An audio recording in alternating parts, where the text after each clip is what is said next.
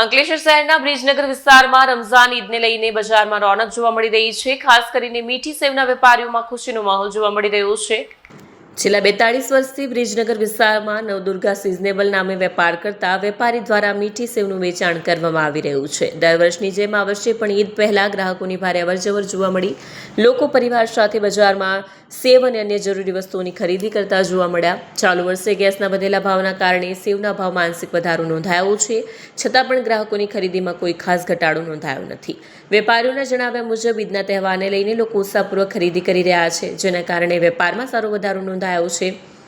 ઈદના તહેવારને લઈને અંકલેશ્વરના બ્રિજનગર વિસ્તારમાં પણ વેપારીઓમાં ખુશીની લાગણી સાથે બજારમાં ચહેલપહેલ જોવા મળી રહી છે।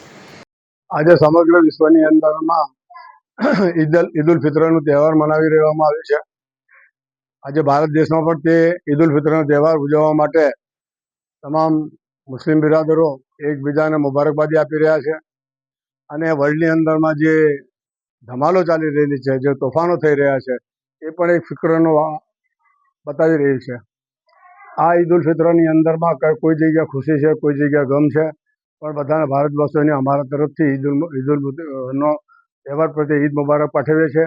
આવનારો દિવસ ભારત દેશની અંદરમાં નિરોગી રહે અને દેશની પ્રગતિ થાય અને ભાઈચારો હંમેશ માટે જળવાઈ રહે તેવી શુભકામનાઓ સાથે મારા અને મારા પરિવાર વતી ઈદ મુબારક પાઠવું છું।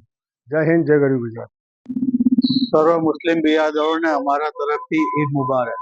હું નવદુર્ગા સિઝન સ્ટોરમાં સેવનો ધંધો કરું છું ને છેલ્લા 42 વર્ષથી અહીંયા સેવ વેચીએ છીએ। હાલમાં ઈદ નજીક આવવાથી ઈદની ઘરાકી નીકળી છે ને બહુ સારી ઘરાકી છે। માલનો થોડો ભાવ વધ્યો છે ગેસની શોર્ટેજના હિસાબે, એટલે થોડી ગ્રાહકને તકલીફ પડે છે। આવો, વેલકમ નવદુર્ગા સિઝન સ્ટોર તરફથી ખૂબ ખૂબ આભાર। વિડીયો જર્નાલિસ્ટ ઇમ્તિયાઝ પઠાણ સાથે સત્યા ટીવી ન્યૂઝ અંકલેશ્વર।